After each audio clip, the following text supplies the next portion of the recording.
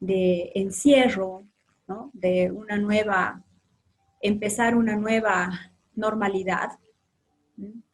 Se han dado muchos casos en las familias, en nuestras familias y en las familias del mundo, bastantes cambios, ¿no? Tener que adaptarnos a una nueva realidad. Y este proceso de adaptación no deja fuera a los niños y a las niñas. Parece que se tiene la idea de que solamente las personas mayores entran en depresión, o los jóvenes, o los adolescentes. Sin embargo, este fenómeno, que es un trastorno del ánimo, sucede también en los niños pequeños, ¿no? Y más si se ven sometidos a una nueva normalidad que ellos no esperaban y que muchas veces no se les explica detenidamente qué es lo que está pasando, por qué, cuáles son las razones. Entonces, los niños tienden a responder de maneras distintas a fenómenos o a hechos que los sobrepasa. Sobrepasa sus emociones, sus expectativas o lo que ellos esperan de la vida. Entonces, algo muy cierto y a todo nivel es que los infantes son el reflejo de sus padres, ¿no? Cuando hablamos de infancia, nos referimos a un periodo de edad que comprende desde los 0 años hasta los 11 años. A los 11 ya comienza otra etapa en el desarrollo humano, ¿no? Que es la preadolescencia. Entonces, prácticamente la infancia dura hasta los 10, digamos, 10, 11 años, ¿no? Porque esto no es fijo, ¿no? Hay niños y niñas que tienen un desarrollo prematuro, ¿no? A nivel general. Entonces, estos parámetros son simplemente aproximativos, ¿sí? Tomando en cuenta la individualidad de cada persona. Entonces, en muchas ocasiones y en estos tiempos, ¿no? De pandemia, de COVID, de nuevas formas de convivencia, de nuevas formas de buscar recursos económicos para la familia y ver alternativas creativas de poder sustentarnos, han habido procesos depresivos en los padres. Y los niños y niñas, los infantes, son como esponjitas en la vida familiar. Tienden a absorber sentimientos, pensamientos, maneras de vivir, maneras de comportarse, que muchas veces no les corresponde ni les pertenece. Pero el amor de los infantes es tan inmenso, es tan grande por sus padres, que muchas veces están dispuestos incluso a enfermarse para poder expresar sentimientos, pensamientos y actitudes que los adultos no están notando en sí mismos. Muchos no se dan cuenta que están en procesos depresivos. Y los niños, que son muy perceptivos, ya que su inteligencia emocional es más alta,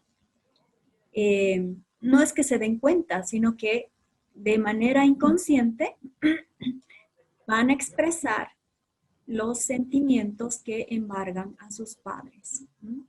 Es como ayudarlos a procesar algo que no están pudiendo hacerlo en este proceso de adaptación a la nueva situación.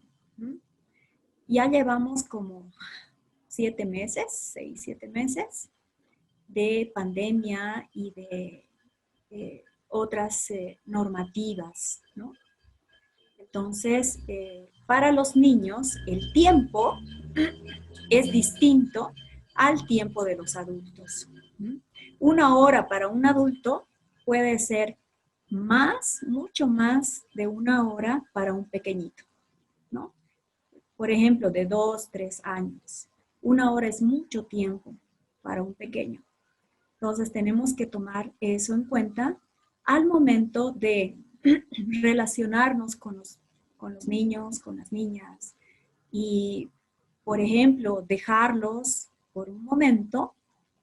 Mientras más pequeño sea el niño o niña, si es un bebé, tú lo dejas, digamos, por 5 o 10 minutos solito, ya siente como que es un periodo más largo. Y también pueden entrar en procesos depresivos porque se sienten abandonados. Entonces, es importante para los adultos tomar en cuenta esta variedad temporal. Para los niños es distinto. La percepción del tiempo es distinta. Cuando van y los dejan, por ejemplo, en un jardín infantil por 3 horas, para ellos es pues toda la mañana, no solamente son 3 horas, ¿sí?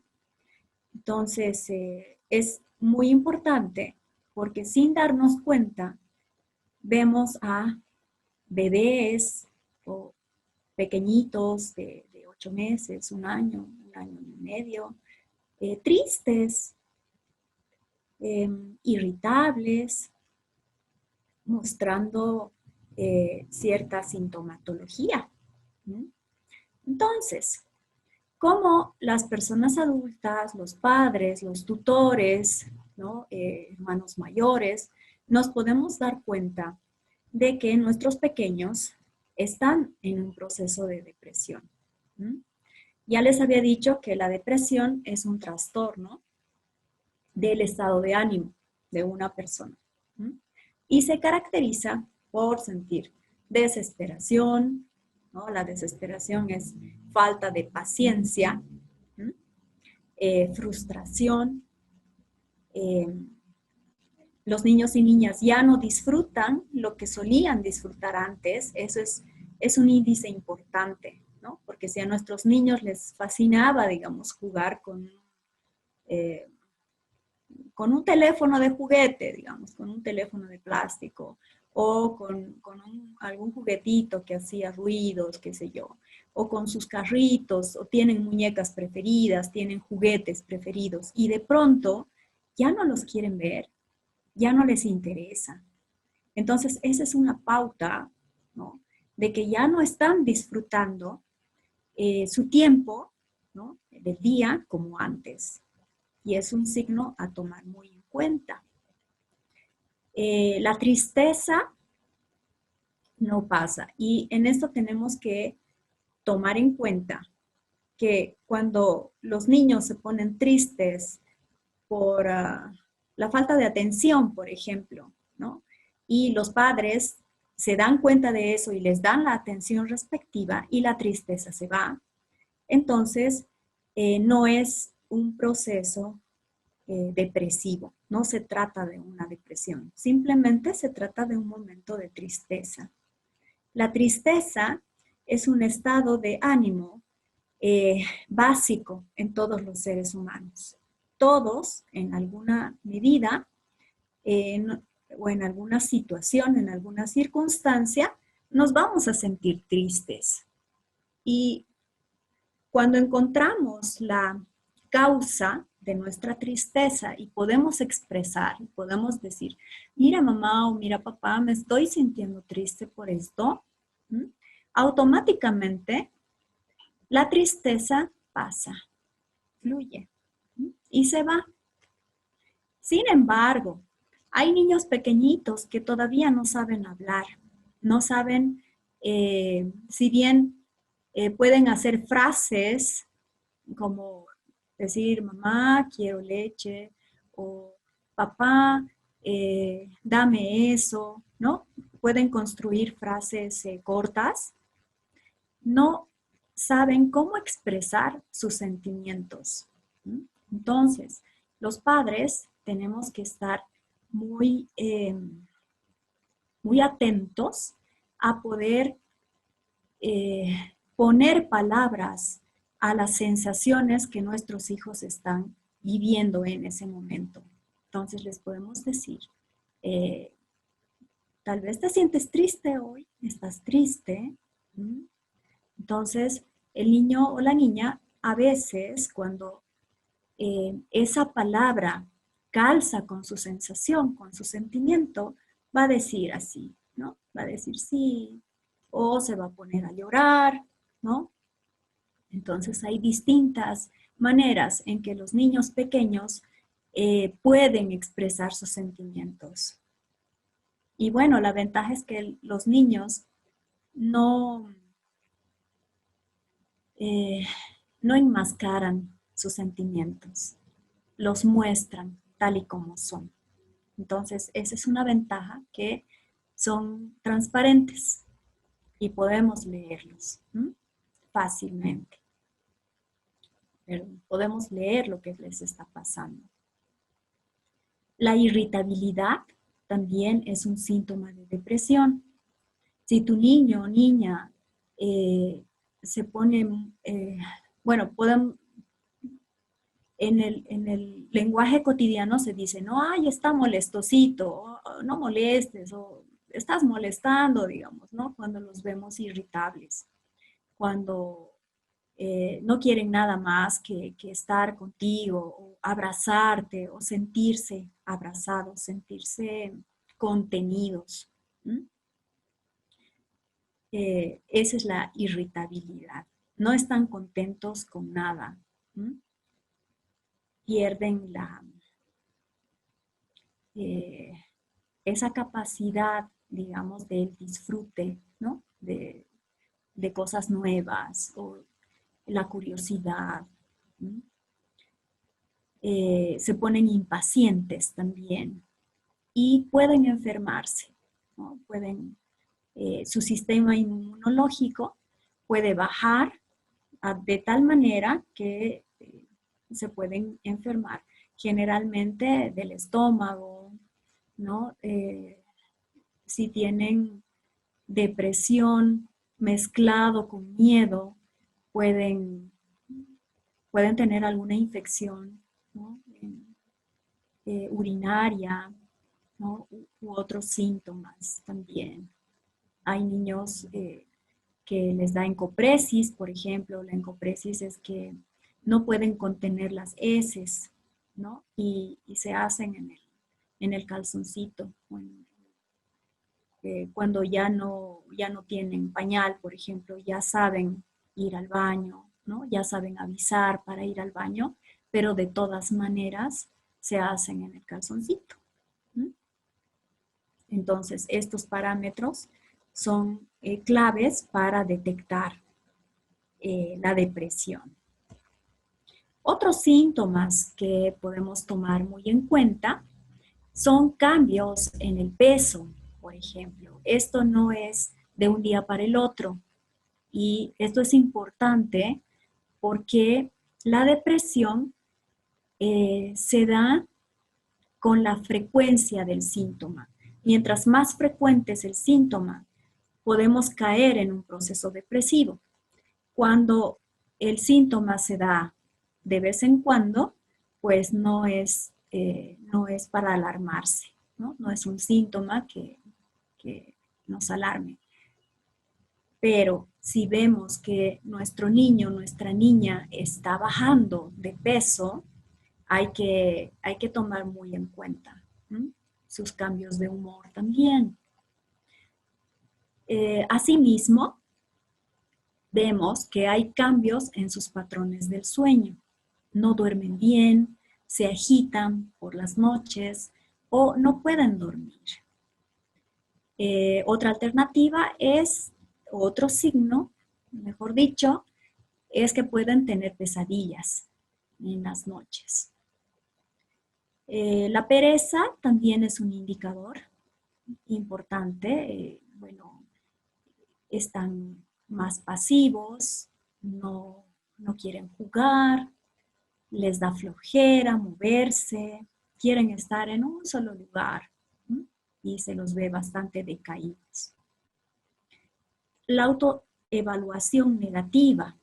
Se refiere a que ellos opinan de sí mismos de mala manera. Por ejemplo, no puedo, es difícil para mí, no voy a poder, no soy capaz, o soy un tonto, soy una tonta, eh, y otros pensamientos negativos de ese tipo. ¿Mm? También se dan pensamientos de inutilidad. No voy a poder, no, no puedo, tú házmelo, ¿no? Házmelo mejor. Las autolesiones ya nos indican un proceso de depresión mayor, y es cuando los niños y niñas entran en un trastorno depresivo y empiezan a pellizcarse, por ejemplo, en lugares donde no es fácil verlos, donde no es fácil observar. Se pueden pellizcar el tórax, ¿no? Se pueden pellizcar la pancita, hasta hacerse heridas, ¿no? O se rascan, se empiezan a rascar. En niños más grandes, 9, 10 años, ¿no? Que ya están cerca a la preadolescencia, es muy frecuente esto del cutting. El cutting es cuando toman una navaja, una navajita, y se hacen cortes, sobre todo en el antebrazo, ¿no? En esta parte del antebrazo, y la cubren con maniguitas. Entonces, esa es una muestra de un trastorno depresivo. Y los deseos suicidas también se ven en casos graves de un trastorno depresivo. Así que tenemos que tomar muy en cuenta esto, porque si vemos o escuchamos en nuestros niños y niñas que no encuentran un sentido a la vida, que quieren morirse, que están muy, muy decaídos y que nada les llama la atención, hay que parar las orejas, como se dice, ¿no? En el cotidiano. Entonces, podemos ver, de acuerdo a los síntomas que hemos ido nombrando, que hay grados de depresión. Hay 3 grados. El grado leve es cuando los síntomas son esporádicos, es decir, se dan 1 o 2 veces por semana nomás y pasan cuando se descubre la causa, cuando les preguntamos a los niños, ¿y qué te ha pasado? ¿Por qué estás tan triste? ¿No? ¿Qué está pasando? ¿Cómo te sientes hoy día? Y todo eso. Y se puede solucionar, ¿sí? En ese momento es un episodio simplemente. El grado es moderado cuando los síntomas son recurrentes y pueden ser tratables en psicoterapia. Recurrentes quiere decir que se van a dar de 3 veces, 3 a 5 veces por semana. Y los graves se dan con frecuencia, se dan todos los días. Entonces, esta es la manera que tenemos para que los padres o tutores, tíos, abuelos, no sé, familia de adultos podamos tomar muy en cuenta para tomar las medidas también necesarias, ¿no? Los casos graves ya necesitan tratamientos psiquiátricos con medicamentos. Entonces, en la depresión, en el trastorno de ánimo depresivo, tiene una química cerebral. ¿Y qué es lo que pasa? Cuando el mecanismo es normal, o sea, estamos en un buen estado de ánimo en general, las neuronas, perdón, sobre todo la serotonina, funciona de manera normal. Es decir, las neuronas tienen una comunicación efectiva y adecuada. Entonces, podemos regular los mecanismos de ánimo. Esto puede ser, digamos, en los casos leves de tristeza, ¿no? Que se resuelven de manera cotidiana. En la depresión podemos ver que la serotonina disminuye significativamente. Entonces ya no hay una buena conexión neuronal en la información para controlar el estado de ánimo. Y la noradrenalina y la dopamina, que son otros neurotransmisores, pierden el equilibrio para regular este paso de información neuronal, ¿sí? Entonces, con la depresión se ven afectadas varias áreas de nuestro cerebro, entre ellas la corteza orbitofrontal, que tiene que ver con la toma de decisiones. Entonces, una persona, un niño o niña deprimidos, no te van a tomar decisiones, no van a saber qué es lo que quieren, qué es lo que les gustaría, digamos. No saben, se quedan bloqueados. Otra estructura que se ve comprometida es el córtex cingulado anterior, que se ocupa de la motivación. Y cuando merma esta función, se dan paso a los pensamientos suicidas. El hipotálamo también se ve comprometido porque es el que regula el hambre y el interés, ¿no? Entonces, una persona deprimida, un niño o una niña deprimidos, no va a querer comer. Difícilmente se le va a ir el apetito. Y obviamente, sin apetito, el peso baja. Otra estructura que se ve comprometida es la formación reticular. La formación reticular es la que regula el sueño, ¿no? El ciclo vigilia-sueño. Entonces, esto se ve alterado, tiene sus alteraciones. El cuerpo estriado modula el movimiento, la motricidad gruesa, el movimiento de brazos, de piernas, la agilidad, y también merma, ¿sí? Y se ve comprometida la amígdala del cerebro también. Es una estructura que está en el cerebro, ¿no? No hablo de las amígdalas del cuello, sino que tenemos estructuras que se llaman amígdalas que están como en el centro del cerebro, ¿sí? Que regulan nuestros estados emocionales y también se ven comprometidos, ¿sí? Y pierden el equilibrio en la regulación de las emociones, ¿sí? Bien, entonces, ¿qué se puede hacer en los casos leves y moderados? Los padres y tutores pueden ser un equipo de ayuda a los niños. Entonces, para esto es importante conectar, que los adultos aprendan a conectar con su propia depresión. Es tomar conciencia de cómo me estoy sintiendo hoy. ¿Con qué estado de ánimo estoy hoy? Hoy estoy bien, estoy tranquila, estoy contenta, estoy triste, me afectan muchas cosas, estoy irritable, estoy desganada, no tengo ganas ni de levantarme de cama. Entonces, una autoevaluación es importante para determinar si mi estado de humor está afectando a mis niños. Otro punto importante es incentivar a la expresión de sentimientos y pensamientos. En lo cotidiano, creemos que no tomar atención a nuestros sentimientos va a hacer que estos pasen. Y ocurre todo lo contrario.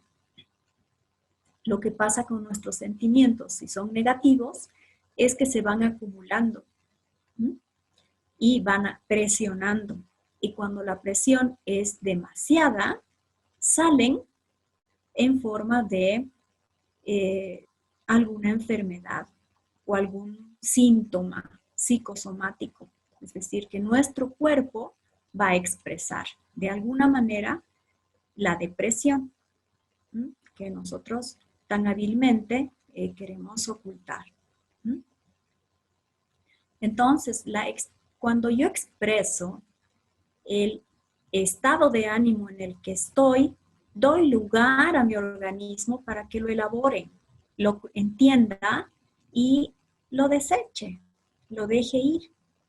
Es muy importante expresar los sentimientos y pensamientos sin necesidad de estallar, ¿no? Porque hay personas que dicen, bueno, sí, hay que expresar todo tipo de pensamiento, de sentimiento, y nos la paramos gritando, ¿no? Poniéndonos totalmente irritables con los demás y tal vez culpando, echando la culpa a los demás de lo que yo estoy sintiendo, que es muy frecuente, pero no es muy responsable, ¿no? De cada uno. Entonces tenemos que aprender a reconocer nuestros propios sentimientos y pensamientos sin echar la culpa a los demás. Es muy común decir, ay, me haces enojar, ¿no? Los padres generalmente dicen eso a sus niños pequeños, dicen, ay, me estás haciendo renegar.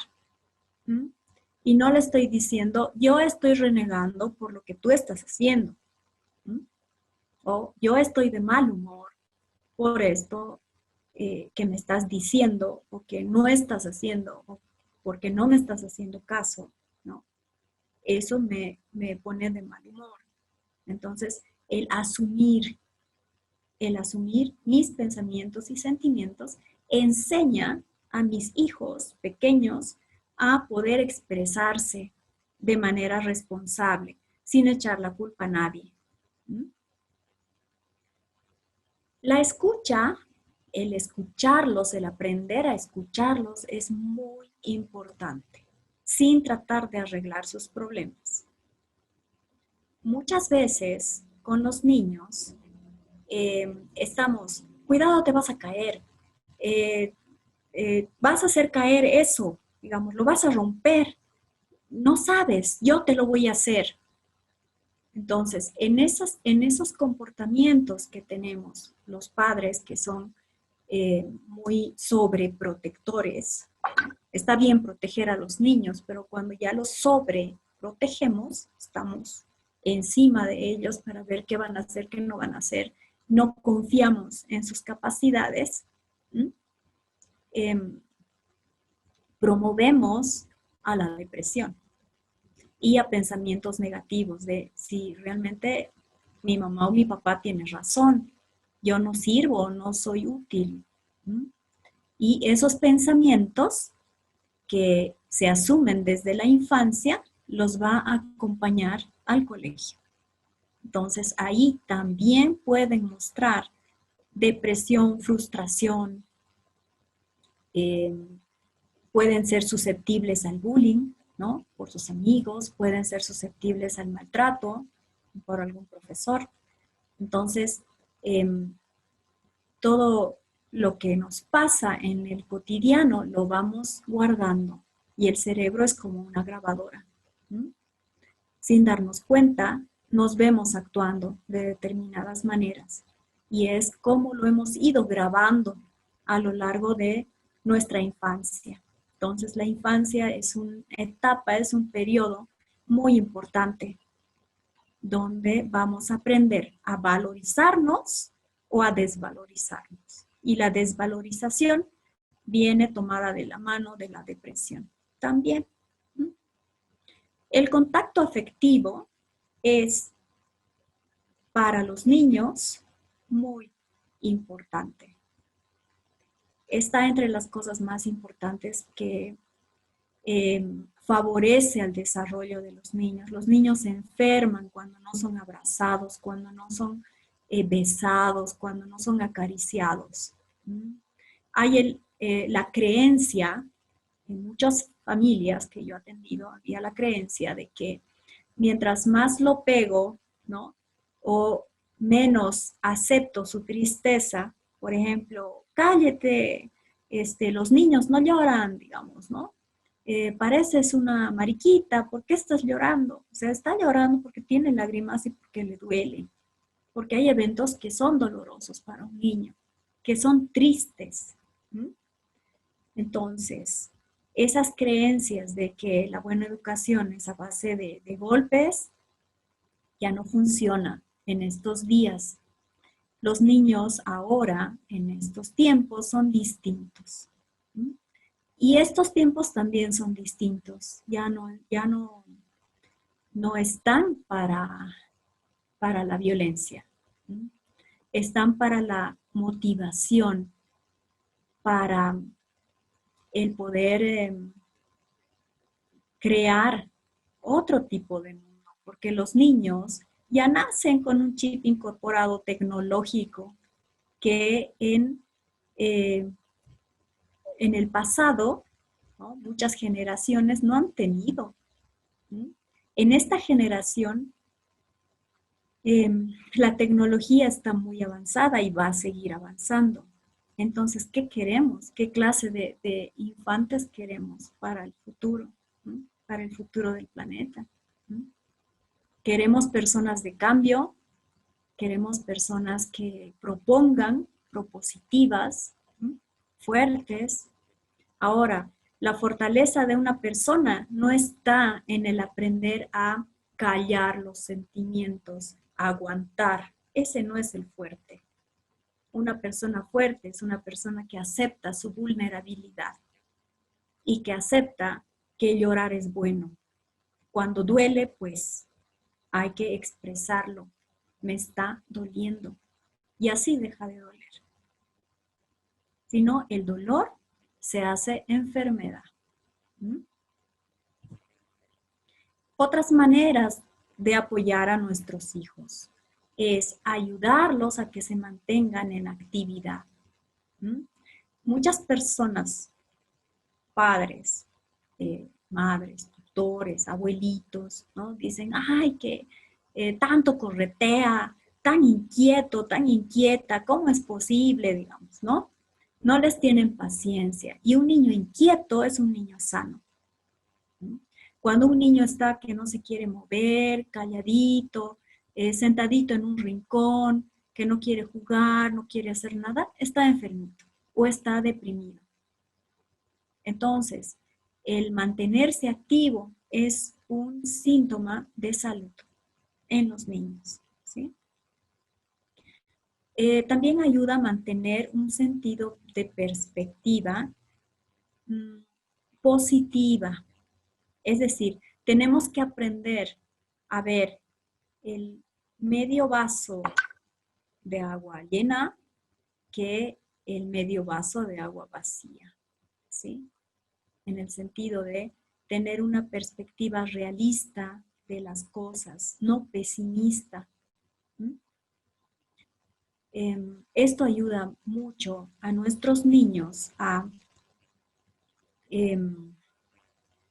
poder sobrellevar situaciones de encierro, estas situaciones de encierro que hemos estado viviendo últimamente, ¿no?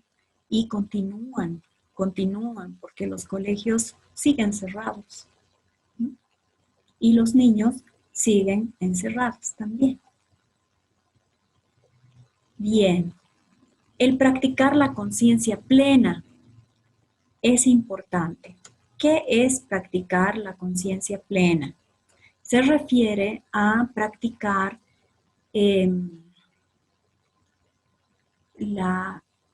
practicar estar en el presente. Practico mi atención a lo que está sucediendo aquí y ahora. No me pierdo ni en miedos futuros ni en miedos pasados. ¿Sí? Entonces, para esto hay ciertos ejercicios que se pueden hacer 5 minutos al día, no toman más. Uno de estos ejercicios es apretar todos los músculos, ¿no? Hasta los músculos de la cara y del cuerpo, apretar, apretar, apretar y después soltar. Y solamente observar la diferencia entre la tensión y la relajación. A los niños les gusta mucho experimentar con su cuerpo y con sus sensaciones. Entonces es divertido, se puede poner música y hacer este ejercicio de contraer los músculos y relajar. Otro ejercicio que se puede hacer es la respiración con la pancita, con el vientre. Entonces podemos enseñar a los niños pequeños a inflar un globito en la pancita cuando respiramos. Inhalamos, metemos aire a la nariz y vemos cómo ese globito se empieza a inflar en la pancita. Y luego al botar el aire por la nariz vemos que ese globito se va desinflando. Esa es la manera que podemos enseñar a nuestros niños este tipo de respiración. El comer con conciencia plena es también importante. Nos hemos acostumbrado a comer con la televisión encendida, con, ¿qué más? Con el celular al lado, con juguetes, ¿no? Los niños mientras comen están jugando, entonces ni siquiera se han enterado qué han comido, qué están comiendo. Entonces, comer, degustar la comida antes de tragarla es importante. Hay muchos científicos que sugieren masticar 30 veces antes de tragar cada bocado y concentrarte en lo que estás comiendo. Y eso produce salud y bienestar. Eleva el estado de ánimo. Otro ejercicio muy bonito puede ser el soplar burbujas, el hacer pompas de jabón, ¿sí? Y observar su forma, su textura, sus colores, el tamaño, ¿sí? El colorear también. Hay unos cuadernillos para colorear con colores alegres, ¿sí? O el hacer los propios diseños, dibujar y colorear. Sirve mucho a los niños que están muy tristes, muy tensos, el dibujar y colorear cómo se están sintiendo. Entonces, se puede decir un ejercicio, ¿no? A ver, vamos a dibujar cómo nos sentimos hoy. Generalmente preguntamos a nuestros hijos, ¿y cómo estás? Y el niño se acostumbra a decir, bien, aunque se sienta triste. Entonces, si le preguntamos, ¿cómo te sientes hoy? Es distinto. Ya damos pie a que los niños examinen sus sentimientos y digan, mira, hoy me siento aburrido, ¿no? Me aburre, estoy. Entonces podemos crear nuevas maneras para que eh, se, se fijen o estén en un presente, ¿no? Y lo disfruten, ¿sí? El escuchar música también, el escuchar música alegre, graciosa o instrumental, buscar la calma en vez de la impaciencia o la irritabilidad. ¿Mm? Hay música, hay canciones que de por sí te ponen triste, digamos, ¿no? O sea, evitar todo ese tipo de música que, no sé, que canta sin ti voy a morirme y estribillos por el estilo. Evitar ese tipo de música. Evitar las multitareas, ¿no? El estar, bueno, a veces con los niños, ¿no? Ven, me vas a ayudar, digamos, vas a desempolvar esto, y les ponemos a hacer un montón de cosas al mismo tiempo. Entonces, vamos a crear con eso una dispersión de su atención. Y otra manera de crear dispersión de la atención, que la conciencia no sea plena, es darles el celular. Darles el celular para los jueguitos a los niños pequeños es hacerles daño. ¿Por qué? Porque cuando estamos con la mirada fija en el celular, viendo cómo se mueven, ¿cierto? Los muñequitos en los jueguitos, dejamos de mover los ojos. Si se dan cuenta, no miramos hacia arriba, hacia abajo, a los costados, como solemos hacer con la naturaleza. Mantenemos la mirada fija y el mantener la mirada fija dispersa la atención. ¿Mm?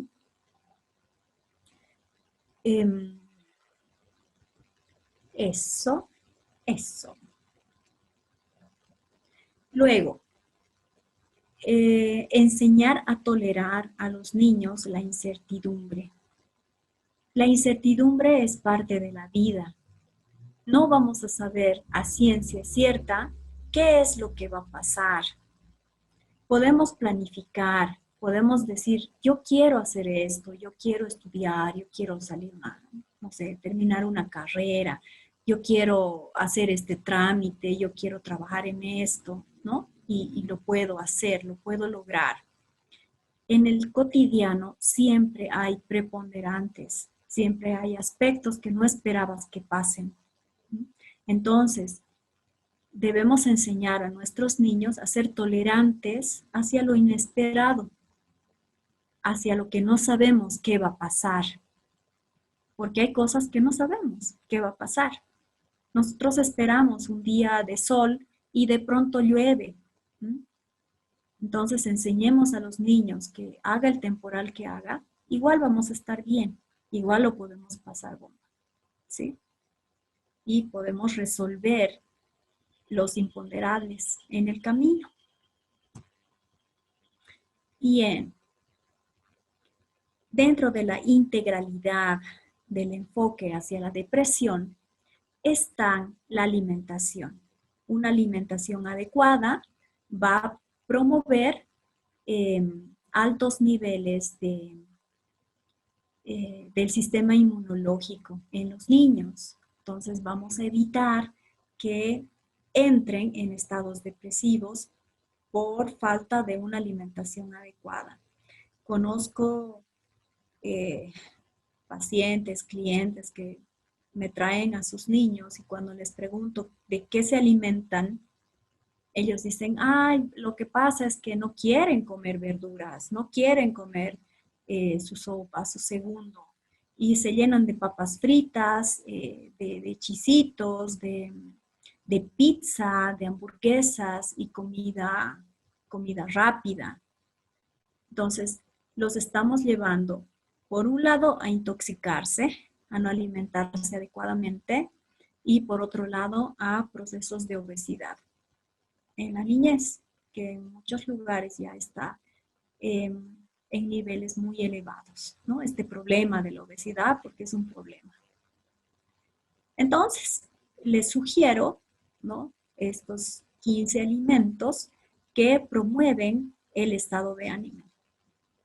Los pimientos, el pimiento morrón, el limón, el jengibre, la cúrcuma, la frambuesa, el ajo, la naranja, la fresa, la cebolla, el aceite de oliva, las nueces, el arroz, el pan integral, las lentejas y los plátanos, ¿sí?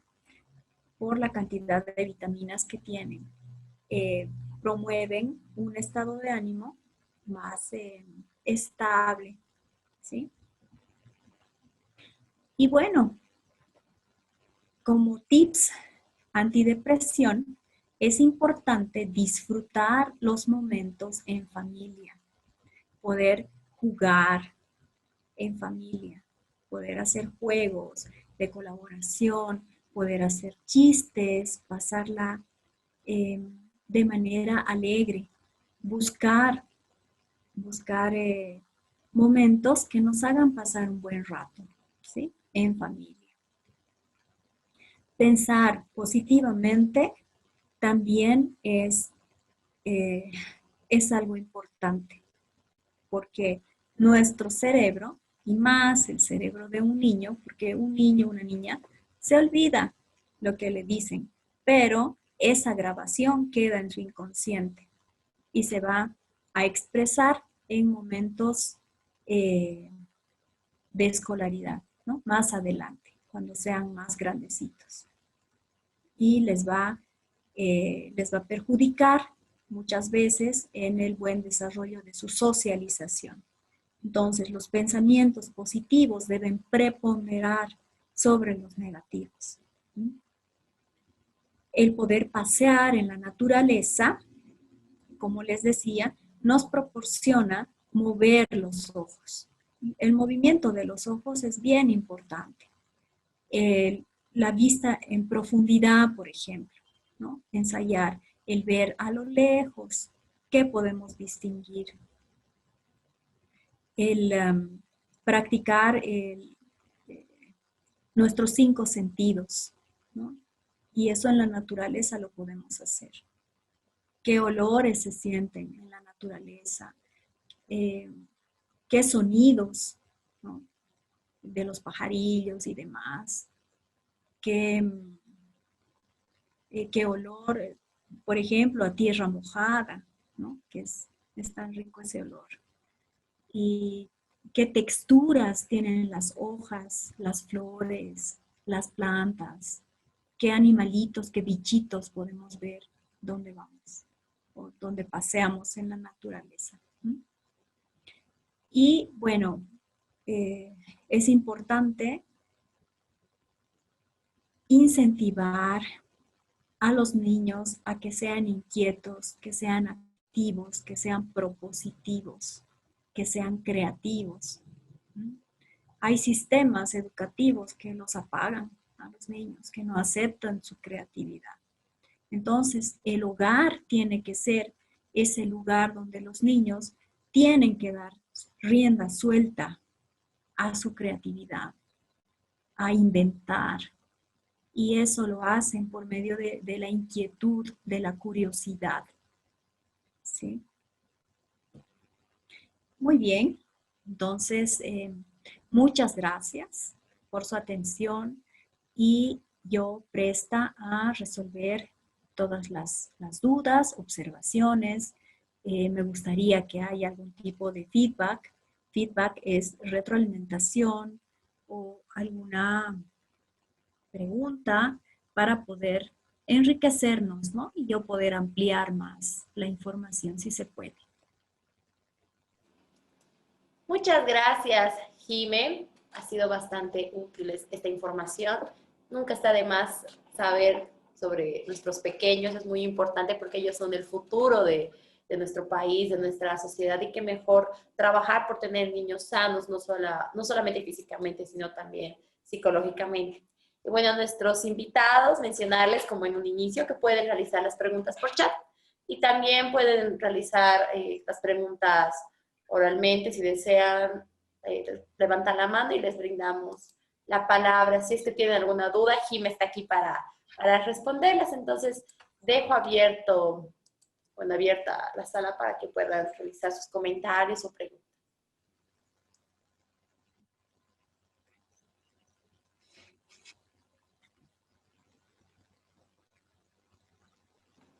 Jime, tenemos una consulta por el privado. Okay. ¿Cómo manejar el tema de la manipulación de los niños y no caer en el error de que están exagerando, pero darnos cuenta de que es manipulación? ¿Cómo no caer en eso? Ya. Los niños aprenden a manipular de los adultos, ¿sí? Entonces, ¿cómo darnos cuenta de que quieren manipular? Es cuando quieren nuestra atención. Los niños, cuando no se sienten atendidos, cuando no se sienten mirados, buscan maneras para llamar nuestra atención.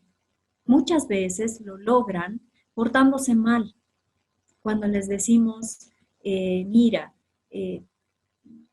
por ejemplo, no sé, no se toca los adornos de mamá, por ejemplo, un ejemplo así, ¿no? Y va el niño o la niña justo, ¿no? A tocar el adorno más preciado de mamá, digamos, ¿no? Entonces es como una provocación. Incluso hay niños que dicen, mira, Si quieres que coma, ¿no? Me tienes que dar algo, ¿no?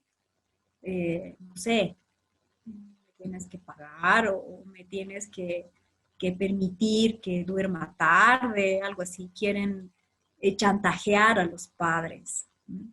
Pero esto lo están aprendiendo. ¿Cuántas veces los padres se manejan así? Chantajeándose entre la pareja, por ejemplo, ¿no? Si haces esto, entonces te voy a dar esto otro. ¿Y cuántas veces chantajeamos a nuestros hijos también? Si te comes toda la comida, entonces, ¿no? Te voy a dar esto de premio, ¿no? Entonces, los niños aprenden a chantajear, aprenden a manipular, ¿no? Las famosas lágrimas de cocodrilo, digamos, ¿no?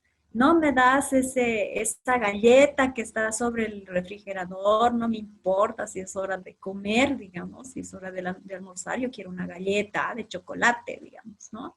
Entonces, si no me das, te voy a hacer el berrinche. Los padres tenemos que portarnos firmes en esas situaciones y decir, mi amor, es hora de almorzar. La galleta la vamos a comer en el té, a la hora del té.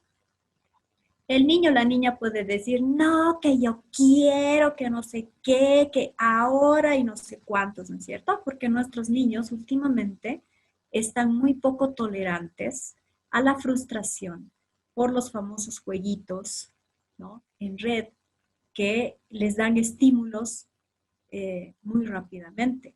¿Mm? Entonces, lo que podemos hacer con mucha firmeza es tratarles con mucho amor, pero ponerles el límite. No significa que no haya que ponerles límites. Los niños sin límites crecen con una sensación de abandono, con una sensación de que a los padres no les importa si se portan bien, si se portan mal, si hacen, si no hacen. Entonces los límites, el rayar la cancha, poner reglas en la casa es muy importante. Y prevenir, decir, bueno, se pasan de la raya que estamos marcando y va a haber alguna sanción. Y la sanción puede ser, ay, qué pena, no vas a poder ver tu programa favorito hoy día. Hoy día se apaga la tele. ¿Por qué? Porque no quisiste terminar tu segundo, ¿no? Y tu segundo es para alimentarte, es para que estés fuerte, es para que estés sano. Entonces, esa es la manera. Eh, muchos padres pensamos que gritando a nuestros hijos nos van a hacer más caso. Y cierto autor decía, no me acuerdo el nombre, sinceramente, pero decía, mientras más lejos están los corazones, mayor es la necesidad de gritar, porque estamos a mucha distancia. Entonces, podemos educar a nuestros niños con mucho amor, pero con firmeza. Muchas gracias, Jimé. Tenemos aquí otra pregunta en el privado. ¿Algún consejo para manejar el tema de reglas con los niños? Ahora en cuarentena está la opinión e influencia de los abuelos, los tíos y la imagen de autoridad queda difusa. Sí. Bueno, lo que pasa es que en las funciones de la familia, los roles sanos son que los abuelos pues miman a los nietos. Esa es su función. ¿Por qué? Porque ya criaron a los hijos. Entonces, como abuelitos, les toca mimar a los nietos. Es otro tipo de amor, ¿no? Es un amor muy especial entre los abuelitos y los nietos. Entonces, los papás no tenemos que esperar que nuestros padres críen a nuestros hijos, ¿sí? Ese es un desorden. El orden es saber que nosotros somos responsables de criar a nuestros hijos. O sea, el criarlos es nuestra responsabilidad. Ahora, con mucho cariño también podemos poner límites a papá y a mamá y decirles, mira, el niño o la niña tiene que terminar toda su comida, todo su almuerzo, por ejemplo. ¿Mm? Y que el niño sepa que esa orden proviene de mamá y de papá. Y el abuelito le dirá, mira, tu papá y tu mamá dicen que tienes que terminar tu almuerzo. ¿Sí? Entonces, ahí ya no hay el quitar la autoridad a los padres sobre los hijos y asumir como abuelos, bueno, yo lo voy a mimar, lo voy a malcriar porque soy abuelito, sino que tiene que haber un acuerdo entre los padres y los abuelitos, ¿sí? Para que los abuelitos se sientan en la libertad de mimar, de consentir a sus nietitos, pero los reglamentos, respetar las reglas que sus hijos ponen a sus nietos, ¿sí?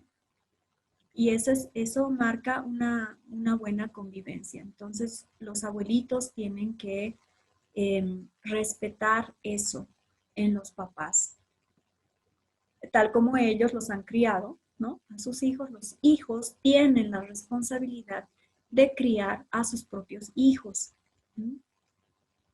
Y de hacer acuerdos, ¿no? Es importante hacer acuerdos para que las reglas que los padres han impuesto en su propia casa, los abuelitos también las respeten y vamos en una misma línea de educación y firmeza. ¿Mm? Pero la función de los abuelos no es criar a los nietos, es mimarlos, consentirlos. ¿Mm?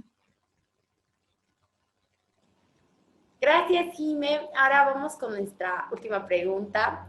¿Existen formas de manejar las crisis de niños con carácter obsesivo? Eh, no sé a qué se refiere con carácter obsesivo.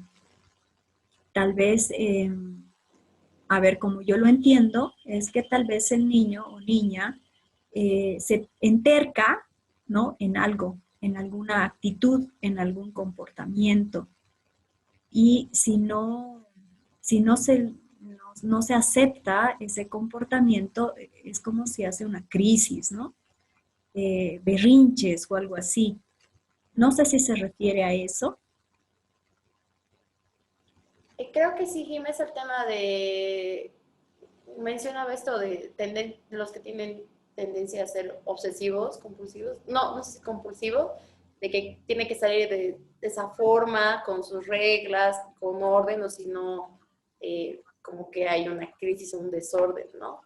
No sé si así queda más claro. Ya, lo que pasa es que la obsesividad y la compulsión no es propia de un niño, ¿no? Es propia de adolescentes mayores o jóvenes o adultos, ¿no?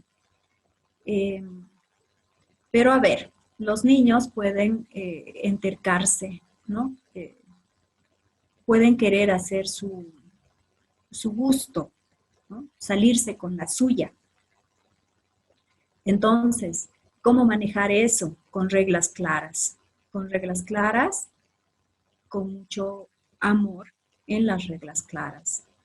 Incluso hay una técnica muy bonita que consiste en escribir las reglas del hogar en una cartulina y hacer partícipes a los niños de esas reglas. Por ejemplo, hacer en una reunión familiar y que los niños y niñas pongan también sus reglas. ¿Mm? Por ejemplo, tu mamá no puedes entrar a mi cuarto cuando estoy pensando, digamos, ¿no? Hay niños que dicen así, mamá, estoy pensando. Entonces, no puedes entrar a mi dormitorio, ¿no? Cuando estoy pensando.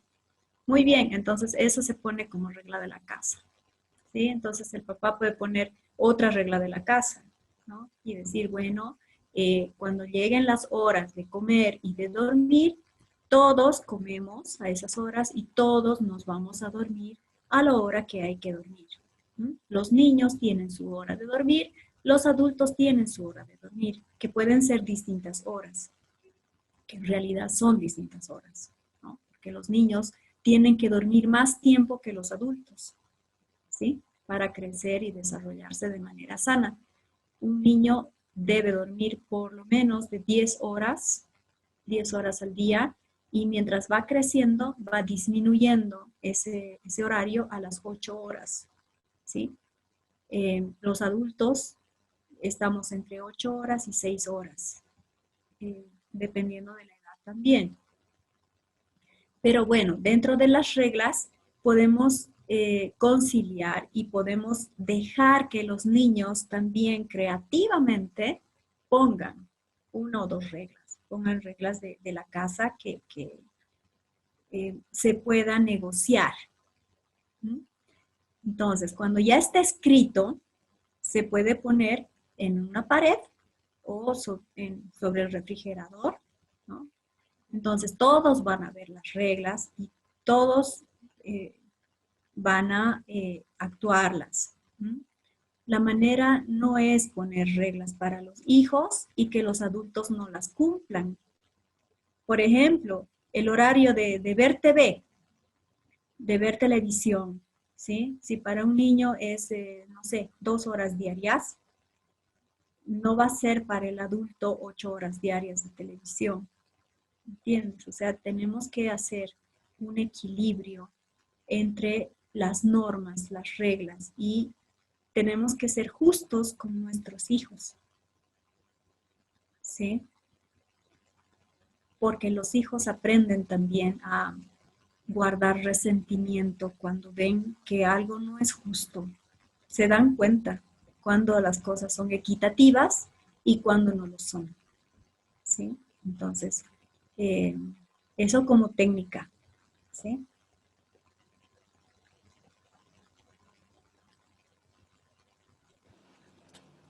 Gracias, Jime. Bueno, esas han sido todas las preguntas. Agradecer nuevamente por tu tiempo, Jime. Siempre es importante agradecer de tu dedicación en elaborar las presentaciones, las temáticas. Y bueno, a nuestros invitados, a nuestros participantes, mencionarles que para la Fundación Equilibrio es muy importante su opinión, por eso los formularios que les enviamos es para conocerlos a profundidad, saber qué temas son de su interés, más ahora en esta cuarentena hay que aprovechar estas herramientas, estos espacios para poder hablar de temas que creemos que son importantes. Por eso les pedimos nuevamente que nos mencionen en los formularios, llenen el formulario, porque este feedback es importante para nosotros y saber qué necesita la gente de aquí de Sucre. Entonces, sin más, concluimos con esta charla. Gracias por su participación, por su presencia y que tengan un buen viernes. Gracias a ti igual, Jimmy. Bueno, lindo fin de semana y que todo les salga bien, ¿sí? Gracias, Jimmy, igual a ti. Adiós. Nos despedimos. Hasta luego. Gracias.